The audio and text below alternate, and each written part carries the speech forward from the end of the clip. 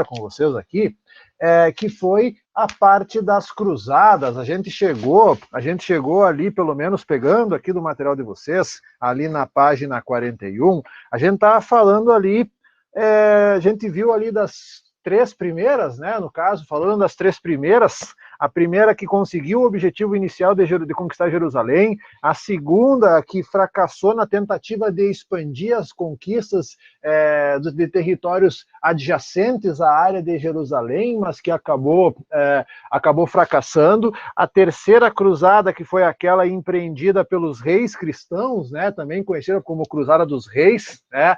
A Night of Sidonia estava tocando aqui antes, Luísa, estava tocando aqui antes, só que a Night of Sidonia é muito grande, dá uns quase, a versão completa dela dá uns quase 7 minutos aqui, ia ser muito tempo aqui, né, eu gosto bastante deles, acho que das bandas inglesas da atualidade, para mim são um dos melhores, né, pelo menos eu gosto bastante de escutar esses caras aqui também. A quarta cruzada, ela vai desviar totalmente do propósito original. Tá? A quarta cruzada, ela vai ser a quarta cruzada que tinha o objetivo de conquistar Jerusalém, ela nem sequer chegou a Jerusalém. A quarta cruzada, vocês estão vendo ali no material de vocês, ela, influenciada pelos interesses comerciais de Veneza, atacaram e saquearam a cidade de Constantinopla, aumentando a distância entre o Ocidente e o Império Bizantino, exatamente o contrário do que pretendia a Igreja. Vale nós lembrarmos, turma, que um dos objetivos da cruzada era reunificar a cristandade que havia se dividido 4 décadas antes, então ali no ano 1056. Mas essa cruzada que vai acabar atacando Veneza, vai acabar atacando Constantinopla entre 1202 e 1204, isso vai pegar muito mal, né? Porque a gente vai pegar ali, olha só o que fala, né?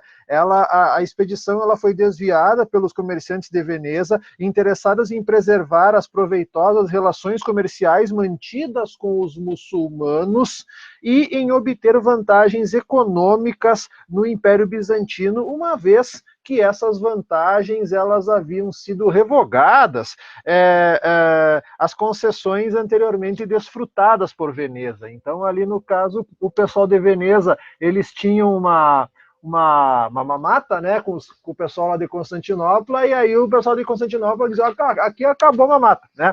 Mas aí tem uma pergunta que pode pensar, tá, mas não eram cristãos os bizantinos? Eram, né? Eles eram cristãos, mas a desculpa foi que antes de retomar o Santo Sepulcro, era necessário reconciliar os bizantinos com aquilo que eles consideravam o verdadeiro cristianismo, que era o cristianismo católico apostólico romano, né? Então, só que tu querer conciliar na força, né, não vai rolar. E realmente não rolou, tanto que o cristianismo continua existindo a religião ortodoxa, e aí no século XVI a gente vai ver o cristianismo se fragmentando um pouco mais, mas enfim, né, gente... e aí tem uma história que fala aqui o seguinte, aproveitando-se de lutas dinásticas em Bizâncio, os cavaleiros ocidentais conquistaram Constantinopla e diversas províncias bizantinas, criando o chamado Império Latino do Oriente, por 5 décadas, certo? A divulgação desses acontecimentos, desse ataque a Constantinopla, uma Constantinopla formada por cristãos, mesmo que ortodoxos, isso provocou um verdadeiro escândalo no Ocidente. Isso desmoralizava o Papa de um jeito que dizia assim, ó, eram os humildes e simples pretendendo realizar o que os poderosos não fizeram, resgatar o Santo Sepulcro. E aí, então, o que acontece? Olha que coisa interessante aqui, ó. Entre a quarta e a quinta cruzada, aconteceu um negócio eu acho isso muito bizarro, mas enfim, é a minha opinião de historiador, bandos de crianças da França e do Sacro Império Romano Germânico a bradar, a gritar, Deus o quê? Deus o quê? Na chamada Cruzada das Crianças, em 1212, marcharam para os portos do litoral, querendo embarcar para o Oriente muçulmano. Só que o que aconteceu? Então, imagina, chegar um monte de pirralho Chegar um monte de pirralho que colocaram na cabeça deles porque eles tinham alma pura, então eles não seriam atacados. Mas os comerciantes de Marsella, no entanto, acharam mais lucrativo vender muitas dessas crianças aos mercadores muçulmanos que as transformaram em escravos. Venderam para uns mercadores muçulmano turco, né? Então venderam as crianças como escrava para a Turquia, né? Que ideia absurda, certo?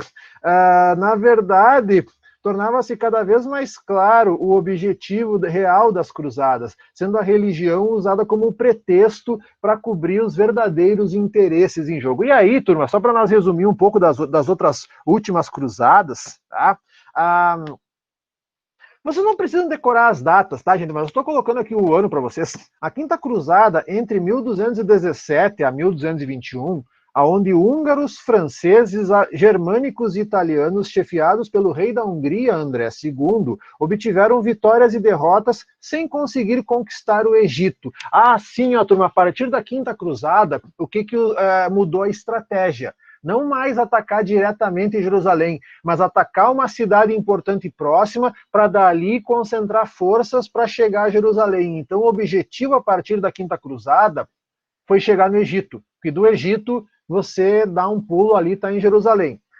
A Sexta Cruzada, entre 1228 e 1229, realizada por Frederico II, imperador do Sacro Império Romano-Germânico e rei da Sicília, obteve sucesso por via diplomática, aproveitando-se do conflito entre o sultão do Egito e o sultão de Damasco, conseguiu a jurisdição sobre Jerusalém, Nazaré e Belém, embora fosse assegurado aos muçulmanos o direito de continuar suas peregrinações a Jerusalém.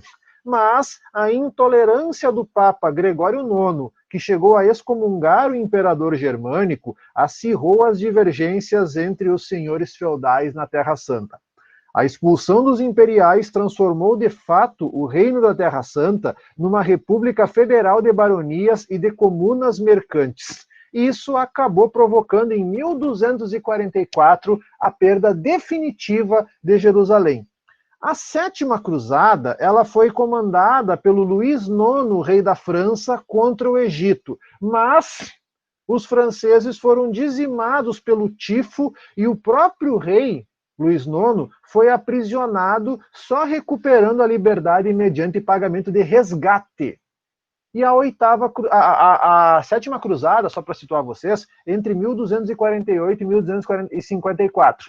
A Oitava Cruzada, e essa então a definitiva, em 1270, ela também foi empreendida pelo Luís IX, rei da França, mas ela fracassou totalmente, porque a expedição ela sucumbiu vitimada por uma peste, que até hoje eles não sabem explicar mais precisamente o que foi essa peste, mas essa peste ela foi tão marcante ali, ó, que o próprio Luís IX morreu na Tunísia, no norte da África. Então, eles partem da França, eles chegam na Tunísia e lá esse grupo do Luís IX é atingido por uma peste e ele acaba morrendo. E aí, anos depois, o Luís IX vai virar São Luís. Certo? O São Luís, só São Luís, ele é o rei o rei da França, Luís IX, que vai acabar morrendo aqui nas cruzadas. E aí o resto é história. Bom, turma,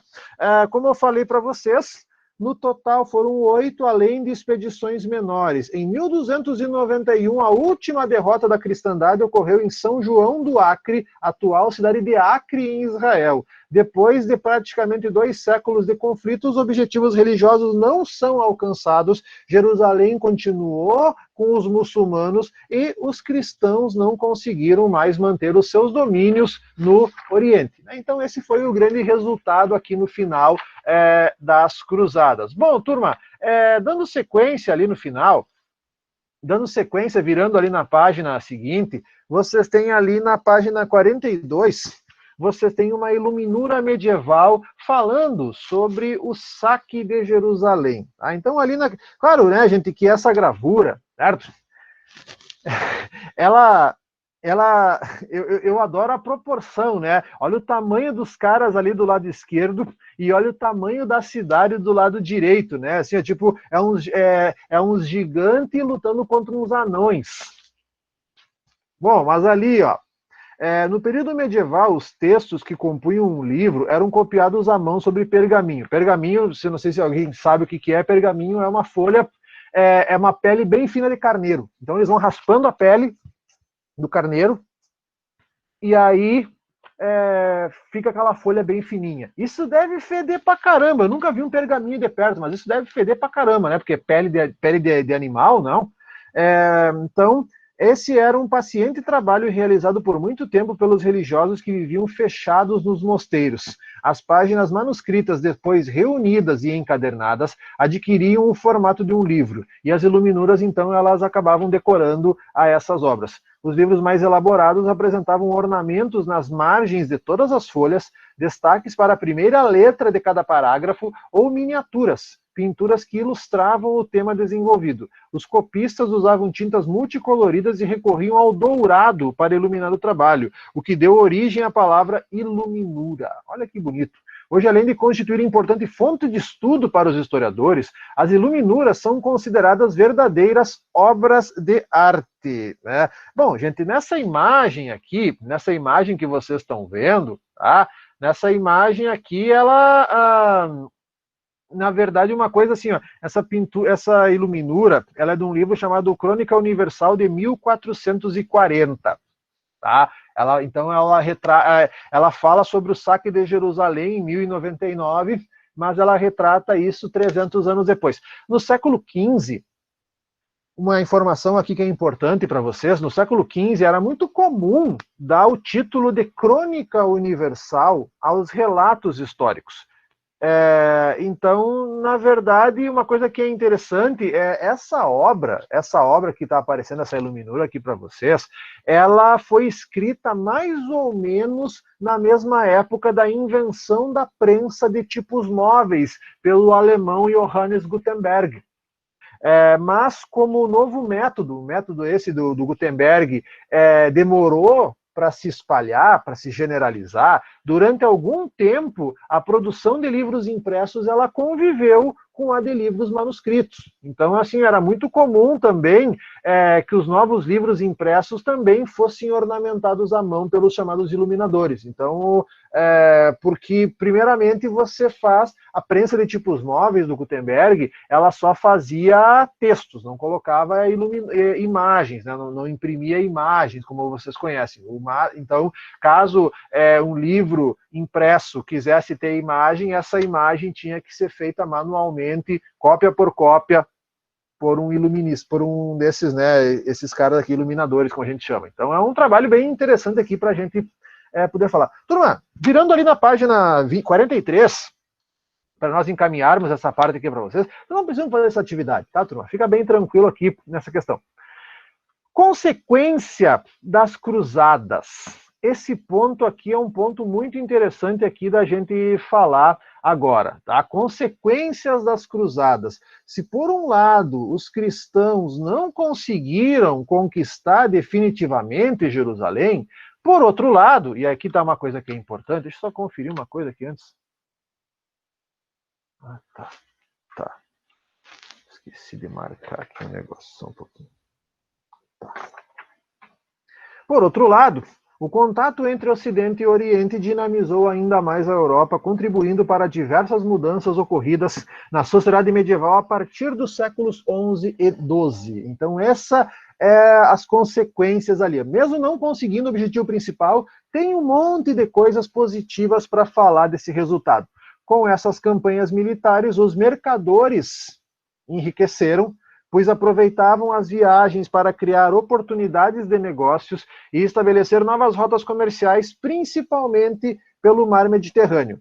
A expansão das atividades comerciais, por sua vez, impulsionou o crescimento urbano e o aumento do intercâmbio ele não ficou restrito apenas à questão comercial. Os contatos entre os cruzados e as civilizações bizantina e islâmica possibilitaram aos povos do Ocidente tomar conhecimento dos estudos islâmicos na astronomia, na matemática, na medicina, obras de ciência e filosofia greco-romanas, que estavam meio que perdidas na Europa Ocidental e que os árabes haviam tido contato e haviam traduzido, voltaram a ser conhecidas no mundo cristão. A presença da cultura islâmica se estendeu a muitos outros campos, das táticas militares, como é que eu vou dizer aqui para vocês, das ferramentas de navegação, das embarcações usadas pelos navegadores, até a questão da culinária, como, por exemplo, a introdução das especiarias e outros temperos orientais, certo? Então, esse negócio da gente usar canela, da gente usar cravo, da gente usar cardamomo, da gente usar pimenta, tudo isso, gente, veio do contato com os árabes, certo? Então, todas essas coisas, todos esses condimentos, até o próprio açúcar, certo? O açúcar também é uma especiaria. Então, o contato com as especiarias e outros temperos orientais é resultado aqui dessas trocas de influência aqui do mundo árabe com o mundo europeu, certo? Então, isso também é uma questão aqui positiva da gente falar, tá, turma? Então, aqui para nós darmos sequência, eu quero colocar aqui para vocês agora as cruzadas na visão islâmica, porque a gente está sempre acostumado, quando a gente pega as cruzadas, quando a gente pega a falar das cruzadas, a gente pensa nas cruzadas sempre na visão do europeu, certo? Mas, nos últimos anos a gente tem visto muito novos estudos colocando a visão das cruzadas dos muçulmanos, que era outra parte envolvida, porque é muito fácil, turma, é muito fácil você simplesmente contar a história só de um lado.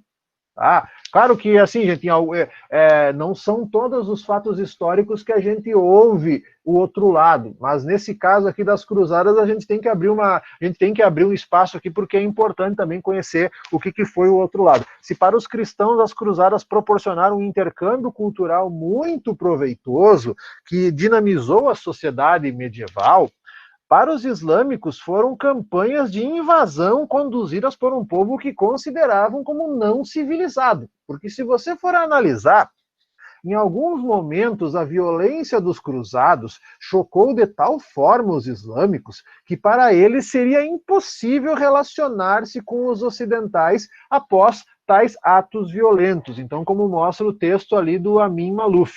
Olha só. Ao amanhecer chegaram os francos. Gente, francos, eles chamavam os europeus. Independente se fossem da França. Dá-se uma carnificina. O horror aqui reside menos no número de vítimas do que na sorte dificilmente imaginável que lhes foi reservada. Em Maara, coziam pagãos adultos nos caldeiros, devoram nas assadas. A recordação de tais atrocidades, difundida pelos poetas locais e pela tradição oral, gravará nos espíritos uma imagem dos francos que custa apagar. Um juízo sem complacência resume bem a impressão causada pelos francos à sua chegada à Síria. Uma mistura de temor e desprezo, bem compreensível por parte de uma nação árabe muito superior pela cultura. Jamais os turcos olvidarão o canibalismo dos ocidentais. Olvidar é esquecer, certo? Olvidar é uma palavra que em espanhol, né? Em espanhol, olvidar é esquecer. Assim, apesar de ter possibilitado trocas culturais entre Ocidente e Oriente, beneficiando especialmente o Ocidente cristão, o movimento das cruzadas produziu uma ideia muito negativa dos europeus entre os islâmicos, contribuindo para o distanciamento cada vez maior entre os mundos islâmicos e cristão, criando barreiras que vão se agravar com o passar dos anos. E ali, gente, na verdade, eu tenho aqui um texto, eu tenho aqui um livro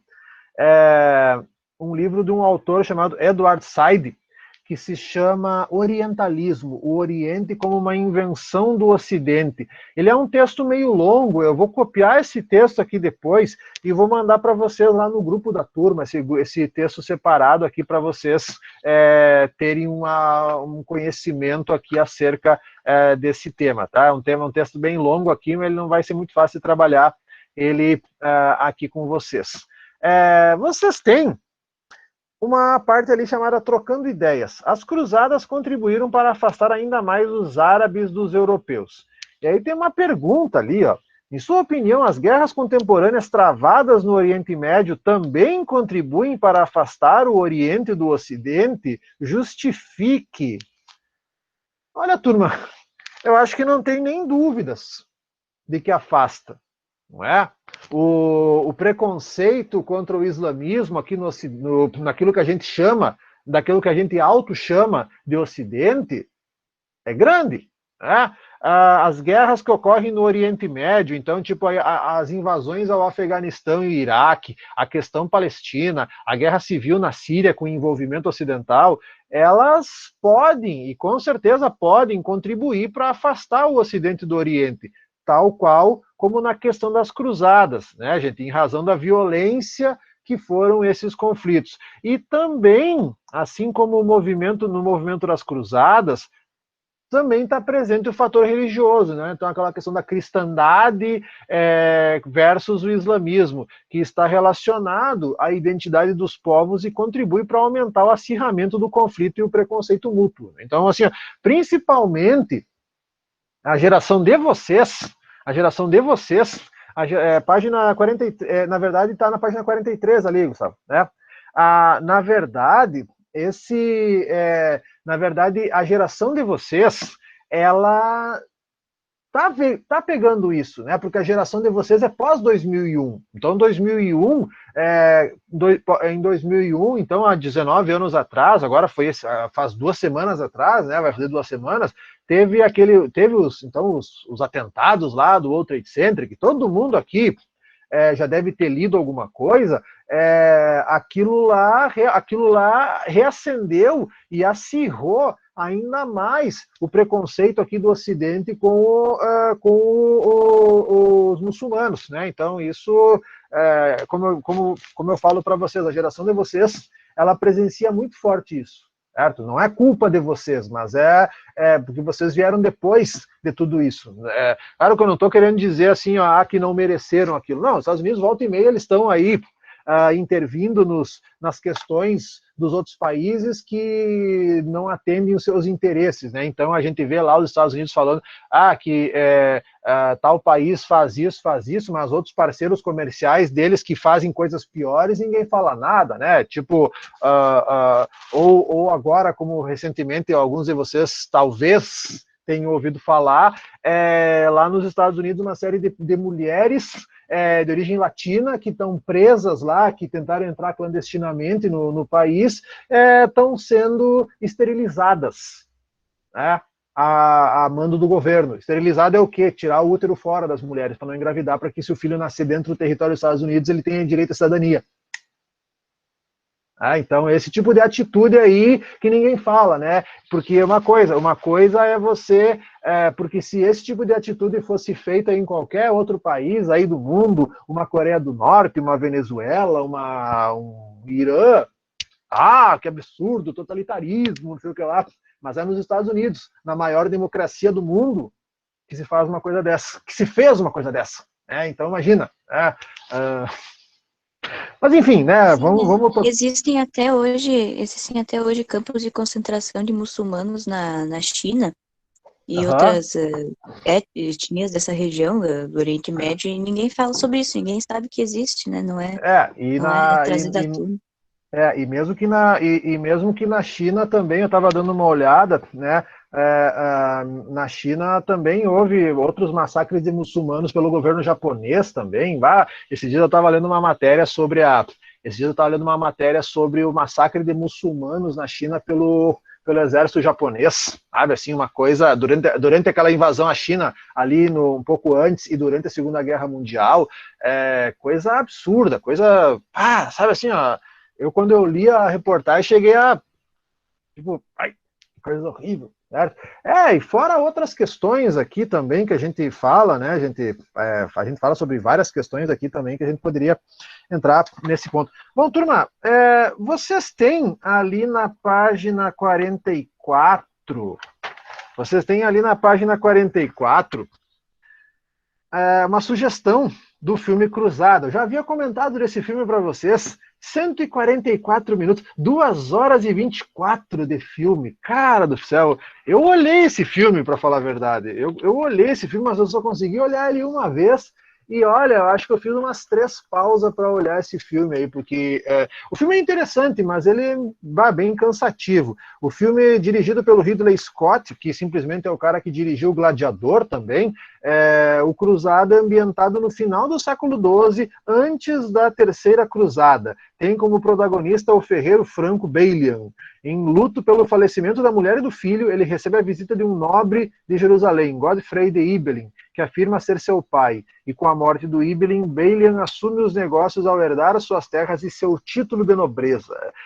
Esse filme é bom, gente. Principalmente tem uma cena lá, cara, uma cena desse filme onde ele está discutindo, ele tá lá envolvido nessa tentativa de conquista de Jerusalém, e aí uma frase mais ou menos assim, ó, quem tem o direito sobre Jerusalém? Ninguém tem direito, todos têm direito. E aí um padre que acompanhava ele, que blasfêmia isso, né? Porque, cara, eu não vou contar mais assim, ó, se vocês conseguirem encontrar esse filme aí, assistam ele, porque vale a pena, tá, gente? Vale a pena um pouco trabalhar. No filme aparece lá o Saladino, que é o cara que era o sultão do Egito, né, que depois vai acabar controlando Jerusalém. Então tem muita coisa aqui para a gente entrar. Bom, turma, agora, pegando ali na página 44, deixa eu só conferir se vai ter um slide aqui para... Ai, mostrei errado, é aqui, ó. Mostrei errado aqui o slide, tá? Eu tinha apertado esse outro aqui, na verdade. Esse material que estava aparecendo para vocês era um material do segundo ano, mas enfim. Aqui, ó, tá? Pensamento e arte europeia na Baixa Idade Média. Vamos dar uma olhada ali, ó. Porque essa parte da crise do sistema feudal ela ainda não aparece aqui no material de vocês. Vocês têm ali na página 44, vocês têm ali pensamento e arte europeia na Baixa Idade Média. Essa parte aqui é boa, gurizada. Essa parte aqui ela é boa de trabalhar, essa parte aqui do pensamento e da arte europeia, porque a gente vai pegar aqui, por exemplo, desse período, nós temos a riqueza das cidades medievais, ela possibilitou o florescimento intelectual e artístico desse período. Mesmo com a influência católica e a profunda religiosidade que marcou o período, começa a nascer nos ambientes urbanos uma nova mentalidade laica e burguesa, ligada à racionalidade própria do mundo dos negócios. Mas uma coisa que assim, turma, a contribuição islâmica ela é muito importante para a cultura ocidental, principalmente no campo da ciência, é fato. Mas a igreja e o pensamento religioso também foram agentes fundamentais para o desenvolvimento dos campos intelectual, artístico e cultural da sociedade europeia na Baixa Idade Média. Então a gente vai pegar aqui, por exemplo, turma, justamente nesse período da história, na Baixa Idade Média, que vão surgir as primeiras universidades do mundo ocidental. Século XI, gente. Então a gente vai pegar ali das primeiras universidades, eu até tenho aqui um material falando um pouco mais sobre elas, aqui sobre as universidades. Vamos ver uma coisa aqui, vida, arquitetura, escolástica, universidade medieval. Eu estava dando uma olhada aqui nela, sobre essa parte. Vocês têm ali a primeira universidade do mundo ocidental, a Universidade de Bolonha, na Itália. Mas, se a gente for pegar, surgiram várias outras universidades posteriormente a esse período, sabe, gurizada? Chegou a surgir várias universidades aqui nesse período. Vamos dar uma olhada aqui um pouco mais. Artes, estilo, arquitetura, artes plástica e noções iniciais, cultura. Deixa eu só selecionar aqui um material para mostrar para vocês. Teatro, música, atividades literárias, ciências, filosofia. A gente vai pegar, por exemplo, ali, ó, a gente tem a Universidade de Bolonha, a gente tem a Universidade de Salerno, a gente tem Oxford. Oxford, por exemplo, essa universidade, gente, a Universidade de Oxford na Inglaterra, ela foi fundada no ano 1096. Então, para você ter uma ideia, Oxford vai fazer 1000 anos nesse século. É uma das universidades mais antigas, então, do continente. E nas universidades, elas lecionavam, então, latim, direito, teologia, filosofia, retórica, medicina, aritmética, lógica. Aliás, a forma como funcionam as universidades no mundo hoje, ela é basicamente a essência de como funcionavam as universidades quando elas foram criadas. Tu pega, por exemplo, em algumas áreas, tipo a minha área que é das humanas, vários períodos, o que consistia as nossas aulas? O professor trazia lá um documento, um artigo, a gente tinha que fazer a leitura do artigo durante a aula e depois discutir o tema abordado no artigo. As universidades, elas funcionavam desse modo também, né? Especialmente nessa área. Claro que em outras áreas do conhecimento, daí se aplicam os conhecimentos específicos de cada área. Mas então ali, ó, a universidade, o surgimento de uma corrente filosófica cristã, que é a escolástica, que eu acredito que vocês devam ter trabalhado esse tema lá com a Cris, eu acredito que vocês devam ter trabalhado. Se não trabalharam a filosofia escolástica, vão trabalhar. A escolástica começou a ser aplicada como método de ensino nas universidades, onde os escolásticos procuravam explicar Deus e o mundo sobrenatural por meio da razão. E fizeram parte dessa corrente importantes pensadores como Tomás de Aquino, que produziu escritos aliando fé e razão. O São Tomás de Aquino de hoje em dia. Nas pinturas da época, de modo geral, o simbólico ganhava força diante do realismo, e as imagens eram dispostas em apenas um plano. Para o indivíduo medieval, o espaço era uma dimensão divina, que não poderia ser representada. Isso só vai ser superado, gurizada, pelos artistas do Renascimento, nessa parte.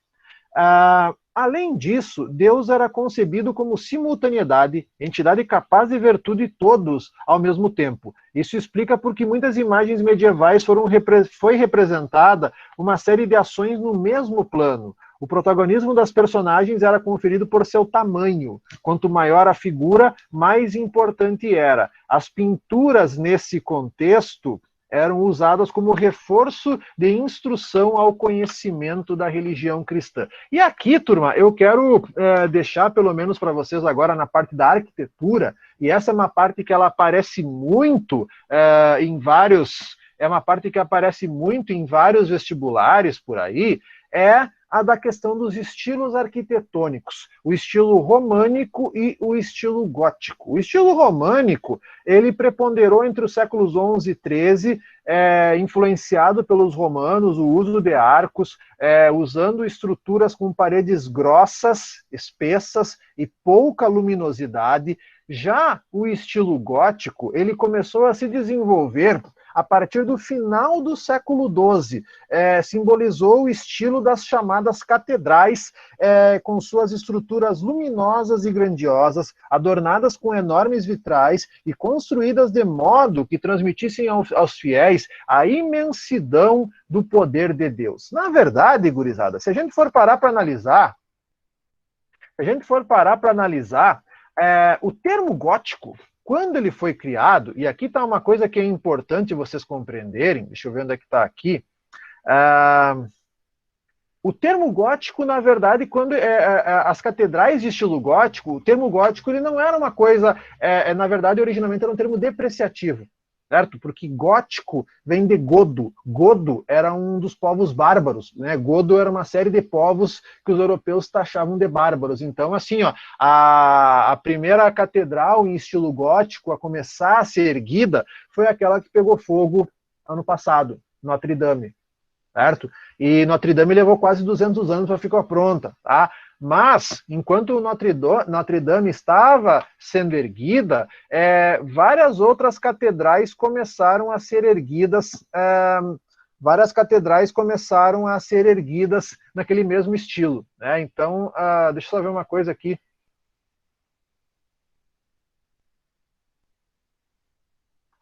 Tá, eu vou colocar aqui para vocês, dá tempinho aqui de nós olhar, eu vou colocar aqui para vocês e eu vou interromper a gravação, para não aparecer, para não ter que depois não dar problema de direitos autorais. Eu vou colocar aqui para vocês uma coisa sobre a construção da Catedral de Notre Dame. Bem legal. Só segura aí. Só vou interromper a gravação aqui. Então, turma, o tema que a gente vai pegar hoje é o tema lá na página 45, é o último capítulo, é a última página de conteúdos desse módulo, então fica essa parte ali, tá?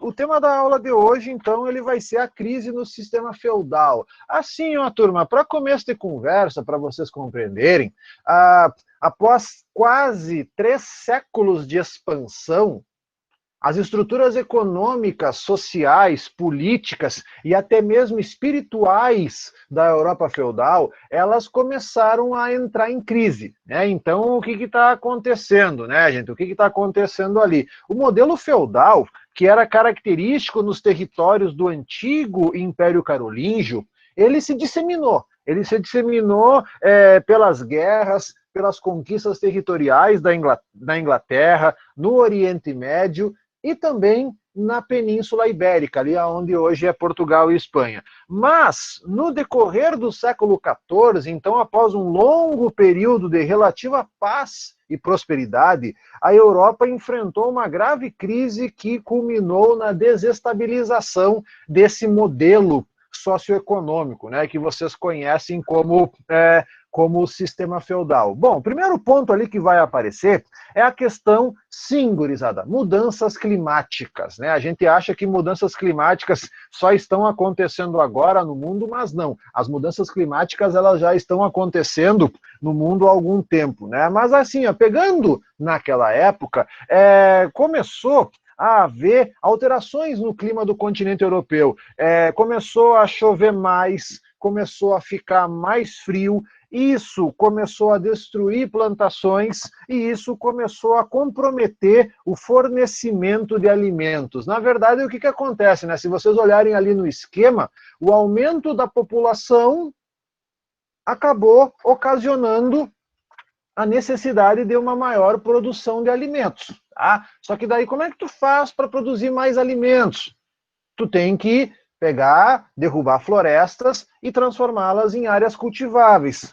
Só que mexer, né, transformar as florestas em áreas cultiváveis, isso vai acabar gerando alterações climáticas, né? No caso da Europa, começou a chover mais, começou a fazer mais frio, e aí diminui a oferta de alimentos, o preço dos alimentos sobe, e grande parte da população europeia sofre de fome. Aliás, gente, uma coisa que eu aviso para vocês, sem querer ser o, digamos, o mensageiro do caos, assim, mas não pensem que essas queimadas que vêm acontecendo no Brasil, elas não vão ter reflexos mais para adiante. Não pensem que isso vai ficar ileso, não. Só para deixá-los atentos. Então, fiquem atentos aí para os próximos anos, em algumas questões aí de preço de alimento, de escassez de alguns produtos aí. Fiquem atentos, porque isso é uma coisa que é bom vocês estarem ali atentos. Bom, outro ponto, turma, um outro ponto aqui, então é a questão da fome, né? O primeiro ponto, a questão da fome. O segundo ponto, ele é um ponto bem dramático na história da Europa, que é que o crescimento das cidades sem uma mínima condição sanitária, somado ao enfraquecimento das pessoas por causa da fome, acaba favorecendo a propagação da peste bubônica, também conhecida como peste negra. A peste negra, ela foi uma das maiores epidemias da Idade Média, né? No caso, o que acontece? A bactéria da peste, né? Para quem já, não sei se vocês já chegaram a estudar isso alguma vez, sobre esse tema mais especificamente, Mas quando a gente pensa, as cidades, elas crescem demais. Né? Essas cidades, elas crescem, só que essas cidades, elas cresceram muito e sem que houvesse um planejamento sanitário necessário para esse crescimento todo. O que acontece? Essas cidades que cresceram demais sem um planejamento sanitário, acabou gerando um problema do esgoto. Né? E aí vocês sabem que esgoto é um ótimo atrativo para ratos. Certo? E ainda por cima, né, para ajudar um pouco a história, né, nesse tempo ali no século XIV, chega a Europa com as caravanas de comércio que retornavam do Oriente, ratos infectados de pulgas, que continham uma bactéria chamada Yersina, né, o nome da bactéria da peste bubônica, sim, gente, a bactéria se chama Yersina, né, o nome científico da bactéria Yersina pestis, né, que é o nome dessa bactéria aí, que essa bactéria é transmitida pela pulga dos ratos. Então, porque assim, né, gente, os navios, eles vêm da Ásia, né, na verdade, Mongólia, China, e aí depois vem pelos barcos, desembarca nos portos da Europa, encontra uma Europa superpopulosa, com questões sanitárias precárias, e isso é um ambiente favorabilíssimo para proliferar ratos. E vocês sabem que ratos, eles proliferam muito rápido. Então aí cria-se um cenário, cria-se a catástrofe. Então, para vocês terem uma ideia, esse surto de peste negra ou peste bubônica, o nome, na verdade, a gente chama de peste negra, tá? Porque essa peste, quando ela acontece, o nome é peste bubônica porque ela inflama uns negócios que nós temos, umas glândulas que nós temos no nosso corpo, chamada bubões. Então pega pescoço, pega embaixo das axilas, pega pelo corpo, pega nas virilhas, né? Então essas manchas, e aí umas manchas, elas ficam pretas. E aí por isso que chamam de peste negra. Tá? Então pega essas cidades, né, as pessoas amontoadas, pega uma questão precária, então a questão da falta de esgotos, pega um problema que também não é muito citado, mas um outro fator que também facilitou a proliferação dos ratos é que naquela época também começou a se associar gatos a bruxas, né? E aí os caras naquela época começaram a matar gatos. E, poxa, quando você mata o principal predador dos ratos, os ratos fazem a festa, certo? Essa peste, para vocês terem uma ideia, ela dizimou em questão de 5 anos mais de 1/3 da população da Europa. Então você imagina, se as pessoas já estavam enfraquecidas pela fome, e aí vem uma peste, as pessoas fracas morrem. Então é isso que vai acabar acontecendo. Então pega isso daí e pega também, né, gente, um pouco a peste, só para situar um pouco vocês, o ápice da peste bubônica foi entre 1347 e 1348 até mais ou menos 1353. Então, num espaço de tempo de 5 anos, essa peste, ela dizimou mais de 1/3 da população da Europa. Até que se descobriu o motivo, gente, né? Se você pegar relatos da época, falavam que a peste ela era causada por uma maldição de bruxas, falavam que a peste era coisa dos judeus. Gurizada, os judeus já eram perseguidos na Europa há muito tempo, né? Então, os caras fizeram todas as associações possíveis até que descobriram que o problema da peste era a proliferação dos ratos causada pela questão sanitária. Demorou, mas perceberam. Então, a partir dali, né, depois que limpou, e fora isso, né, gente, fora isso, tem um outro fator aqui também, a chamada Guerra dos 100 Anos. A Guerra dos 100 Anos, ela foi uma guerra causada uma guerra feita entre França e Inglaterra, que tinham interesses econômicos e políticos divergentes. E um outro fator causador dessa Guerra dos 100 Anos foi essa drástica redução populacional. Porque imagina, de repente, de uma hora para outra, as populações de várias partes da Europa perder 30%, 40% da população. Vocês imaginam o estrago que foi. Imagina o estrago que foi isso, né? Então, ali no caso, um dos fatores, no caso, interesses econômicos e políticos opostos, e foi outro fator da drástica diminuição demográfica. Mas o conflito, ele tem origem numa crise de sucessão monárquica. Tá? A Guerra dos 100 Anos, que durou 116 anos. Tá? Na verdade, gente, a gente coloca ali Guerra dos 100 Anos, mas que dura 116 anos, porque não foram 116 anos ininterruptos de guerra. Na verdade, eram períodos de guerra de durabilidade relativa e longos períodos, mais ou menos o mesmo tempo de paz. Então, assim, não foram 116 anos ininterruptos dessa Guerra dos 100 Anos. Teve vários períodos de paz nesse meio tempo, mas que somando todos os tempos ali, né, as tréguas e as paz, deu 116 anos. Um fator aqui foi uma crise de sucessão monárquica, já que o rei francês Carlos IV morre em 1328 sem deixar descendentes. Eduardo III, soberano da Inglaterra e sobrinho do rei francês, reivindica o trono, diz, o trono é meu, eu sou parente dele. Mas ele é preterido, ele é descartado por Felipe de Valois, coroado rei da França com o título de Filipe VI. E aí é o seguinte, né, gurizada, da Guerra dos 100 Anos, eu acho legal esse tema aqui, a Guerra dos 100 Anos é um tema bem interessante. A Guerra dos 100 Anos, além da crise sucessória, ela também tem motivo econômico. Aliás, gente, a maior parte das guerras, por mais que se coloque outros fatores, o principal fator das guerras é o econômico. Há muito tempo, é o econômico. E no caso aqui da Guerra dos 100 Anos, porque eles disputavam, tanto a Inglaterra quanto a França, a região do norte da França chamada de Flandres. Não é Flanders, né? Lá o vizinho do Simpson, é Flandres. A região de Flandres que atualmente fica na Bélgica. Então, a região de Flandres. Importante produtora de tecidos e centro comercial. Então, né, o pessoal queria a região que tinha dinheiro, né, a grana aqui, ó. Essa região ela estava ligada à França por laços de vassalagem, né, que eram aquelas relações feudais que a gente já trabalhou, mas eles estavam vinculados economicamente à Inglaterra, porque era da Inglaterra que vinha a lã para as tecelagens lá de Flandres. Então, famoso interesse econômico. O fim da guerra, né, então essa guerra ela começou em 1337, ela começou antes do surto de peste bubônica.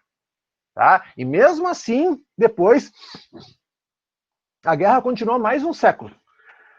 O fim da guerra começa a ser vislumbrado quando a camponesa Joana d'Arc, essa mulher aqui, essa mulher tem uma história bem interessante, a Joana d'Arc. À frente de um exército, lidera a vitória sobre os ingleses em Orleans. Tá?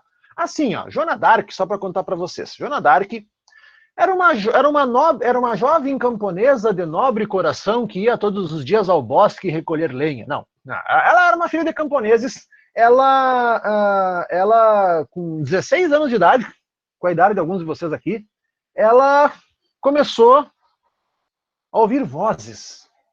A ouvir vozes que diziam que ela tinha diziam que ela tinha que liderar os franceses para derrotar os ingleses.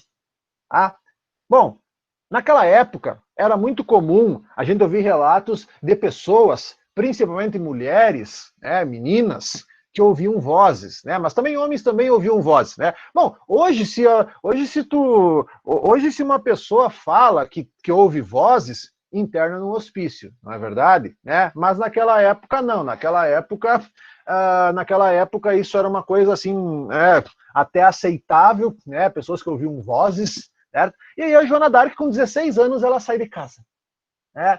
Ela sai de casa, ela acredita que ela tem um destino, uma missão, uma predestinação, e aí ela se apresenta para esse rei lá, o Filipe Valois, né, o Filipe VI, e aí ela lidera um exército, né? Então ela veste uma armadura, ela ajuda a vencer essa Batalha de Orleans, não quer dizer que ela vencendo a batalha, a guerra acaba, porque, na verdade, o que marca o fim da guerra aconteceu no ano 1453. Então, assim, ó, gurizada, a Joana d'Arc, em 1429, deixa eu até confirmar aqui a informação aqui, né, gente? A Joana d'Arc.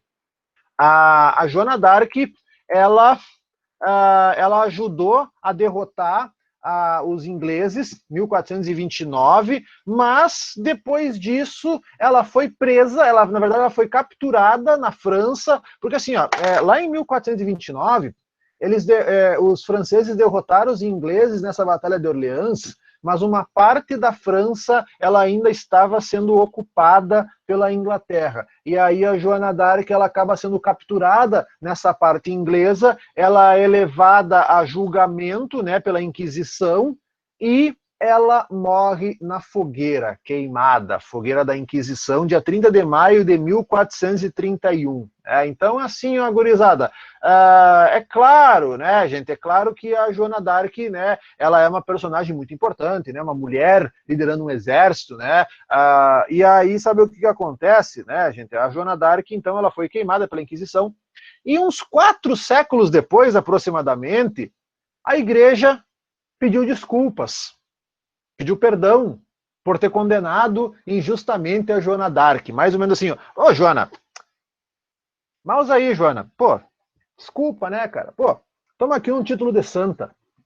E aí, lá no século XIX, Joana d'Arc virou Santa Joana d'Arc, padroeira da França, né? E aí, lá no século XIX, dentro daquela ideia de construção de identidade nacional, que estava muito em evidência pelo continente europeu, a Joana d'Arc, ela foi, né, então ela foi canonizada como santa, né, porque dizem que na hora em que ela estava sendo queimada, ela não suplicou pela própria vida, ela entrou numa espécie de transe ali, que ela estava queimando e nem reclamava de dor, né, que estava morrendo queimada. E aí, então, ela virou santa, e aí o governo francês, na época, metade do século XIX, tornou ela a santa padroeira da França, né? E é interessante que as imagens da Santa Joana d'Arc, né, se vocês forem pesquisar as imagens da Santa Joana d'Arc, ela está sempre vestindo uma armadura. Então, uma santa guerreira, no caso. Então, a Joana d'Arc, eu até depois eu vou mandar para vocês lá no grupo, depois eu quero mandar para vocês um breve documentário sobre a história de Joana d'Arc. Mas era bem interessante, um documentário de 20 e poucos minutos, assim, ó, que é bem legal de vocês trabalharem. Né? Então, aí o que acontece, né? Ela lidera essa vitória sobre Orleans, mas apenas em 1453, na Batalha de Castillon, é que a guerra acaba. Um dos resultados do conflito foi o fortalecimento da monarquia francesa, que vai impor o seu domínio aos senhores feudais. Mas a monarquia francesa, ela não é a única que se fortalece durante a Baixa Idade Média. Além da monarquia inglesa, também envolvida na Guerra dos 100 Anos, porque assim, ó, turma, mesmo com a derrota inglesa na Guerra dos 100 Anos, a monarquia inglesa ela vai começar a se fortalecer. Só que assim, ó, uma coisa que não está aqui no material de vocês, na verdade isso vai aparecer mais adiante, 2 anos depois que acabou a Guerra dos 100 Anos, a Inglaterra entrou numa guerra interna, a chamada Guerra das Duas Rosas. Tá? A Guerra das Duas Rosas também era uma guerra sucessória, onde nós temos em disputa o poder por duas casas reais, os York e os Lancaster. Qualquer semelhança com Stark e Lannister de Game of Thrones é mera coincidência. Tá? Então os York e os Lancaster guerrearam pelo poder da Inglaterra por mais 30 anos, de 1455 a 1485. Aí, no final de 30 anos de guerra interna na Inglaterra, fazem um acordo e chega ao poder uma terceira casa resultante do casamento dos herdeiros dos York e dos Lancaster, que são os Tudor. Os Tudor que vão governar a Inglaterra de 1485 a 1603. Os Tudor vai ter lá o Henrique VIII, vai ter a Rainha Elizabeth I como principais reis dessa dinastia, tá? É só um parêntese aqui, tá? Você não precisa anotar essa Guerra das Duas Rosas, porque ela vai ser tratada mais adiante. Mas também mas também os reinos da Península Ibérica passaram da mesma forma por um processo de centralização política durante a Baixa Idade Média. Isso possibilitou a reconquista do território que estava sob domínio islâmico desde o ano 711. Né? Então, no ano 711, os árabes dominaram aquela região de Portugal e Espanha, e a partir dali, na verdade, essas guerras de reconquista, né, no caso, assim, gente, esse processo de centralização política na Península Ibérica, ele também é conhecido, se vocês quiserem anotar, guerras de reconquista. Portugal, lá no século XII, perdão, 1100 e poucos, início do século XIII, Portugal forma o seu território, o Reino de Portugal. A Espanha é um processo que vai rolar desde o século XII até o final do século XV. Não sei se vocês sabem, mas no mesmo ano em que partiu a expedição do Cristóvão Colombo, financiada pela coroa espanhola, foi o ano em que os muçulmanos foram expulsos, em definitivo, do território espanhol. Coincidências, tá? Então, uma coincidência aqui para vocês compreenderem, tá bem? Tem um quadrinho ali embaixo, que está aparecendo para vocês, tá? A questão religiosa, porque a crise medieval também afetou a igreja, tá? Entre 1378 e 1417, ocorreu o chamado Cisma do Ocidente. Vocês já ouviram, a gente trabalhou, quando nós trabalhamos o Império Bizantino e quando nós trabalhamos a causa das cruzadas, a gente falou da cisma do Oriente, que foi a divisão que acabou gerando a Igreja Ortodoxa. Tá?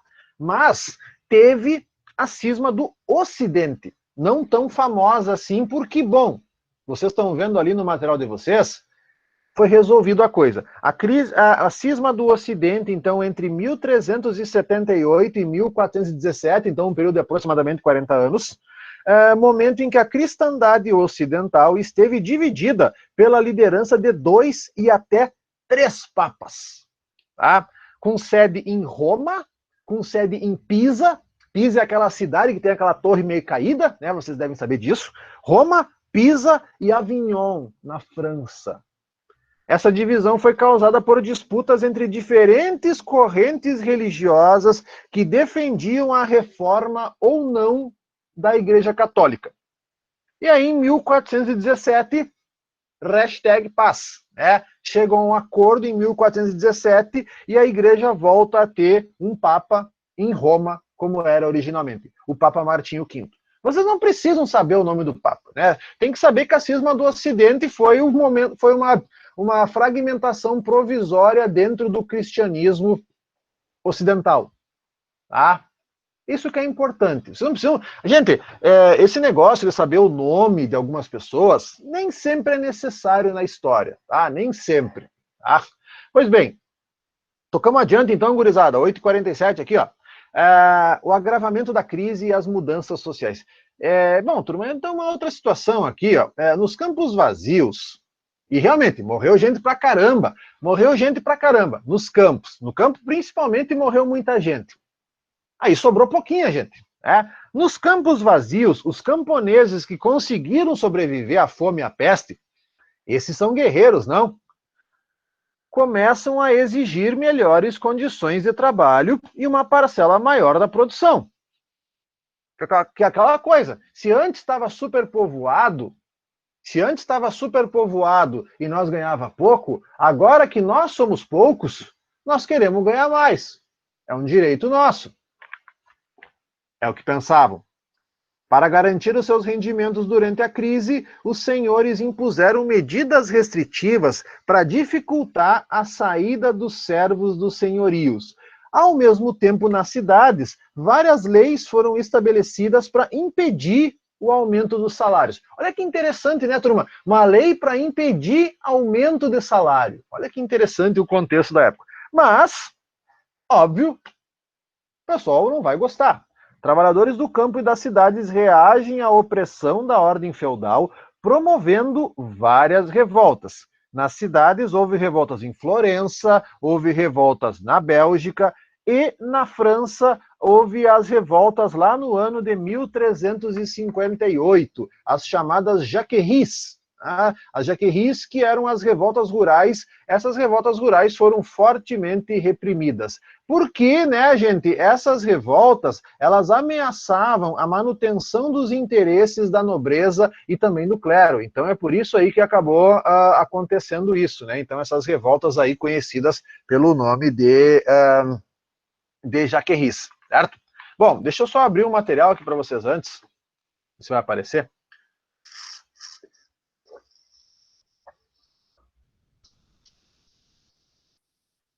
Enquanto isso. Então, e durante a crise generalizada do feudalismo, a configuração social europeia, ela passou por grandes alterações, né? Então, assim, deixa eu abrir aqui o arquivo, ver se vai aparecer. Não vai aparecer aqui, não. Pregação, Guerra da Cristandade. Não vai aparecer aqui, não. Guerra da Cristandade na Idade Média, peraí. Não, Espanha, não. Templários, não. Constantinopla, não. Não vai aparecer aqui o material que eu estava pensando. Não. Fui enganado. Fui tapeado. Tudo bem, vamos lá. Falhou. Então, houve essas alterações, enquanto muitos nobres ficavam pobres, emergia uma camada de camponeses livres e ricos. Desde o século XI, eles comercializavam o que sobrava na produção agrícola em feiras locais e comercializavam, e com o dinheiro obtido, compravam sua liberdade. Alguns até adquiriam terras e começavam a prosperar com a produção de lã. Nas cidades cresciam as diferenças entre os ricos mercadores e os mestres de corporações. Estes tentavam controlar a produção e o preço final das mercadorias, o que era impossível, porque o comércio internacional ele obtinha lucros enormes. Os produtos orientais difundidos durante as cruzadas começaram a alcançar grandes preços, em boa parte porque existia um grande número de intermediários entre o Oriente e as praças de comércio no Ocidente. Então, assim, o que acontece? Eu quero comprar, vamos dizer, eu quero comprar cravo da Índia. Vamos pegar um exemplo aqui. Só que, para o cravo vir da Índia para a Europa, passava por muita gente. E aí, sabe o que acontece? Aí vai o A, compra por 10. Aí, vende a 12 para o outro. Aí o que comprou a 12 vende a 15. Aí compra a 15 vende a 17. Aí o outro que comprou a 17 vende a 20. E por aí vai. Quando tu vê, no final das contas, tu tá pagando 3, 4, 5 vezes mais do que o valor inicial. Né? Então acontecia isso, né? Porque conforme, na verdade, o que acontece, né, turma? O aumento também de preços ele é considerável, porque começou a haver um interesse maior nessas especiarias que vinham do Oriente. Tá? A rica burguesia mercantil também tinha interesse em eliminar as barreiras que dificultavam o comércio, como as taxas feudais e a variedade de pesos e medidas adotadas em cada senhorio.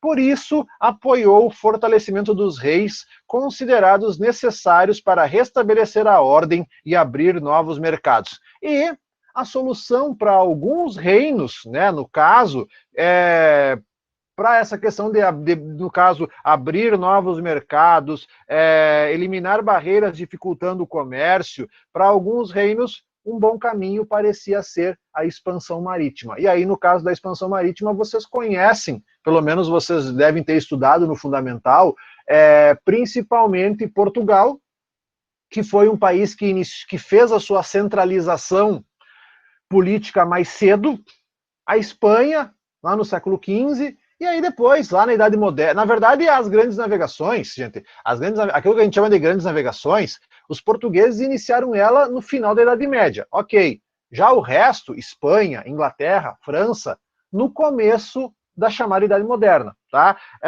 Eu adoro essa imagem que tem ali no final, né, cara? Olha, reparem no ânimo do carrasco. Esse carrasco parece eu sexta-feira, louco de cansado, né? Vamos lá, matar mais um aqui. Ai, não aguento mais, né? Aliás, né, gente, as imagens medievais, elas são sempre as melhores, né? Essas charges aqui, elas são muito boas, tá? Bom, turma, por hoje, né, então eu não vou, no caso, eu vou interromper aqui a gravação, então, porque a gente, né, praticamente, então, já está fechando aqui esse capítulo, tá? Então, deixa eu só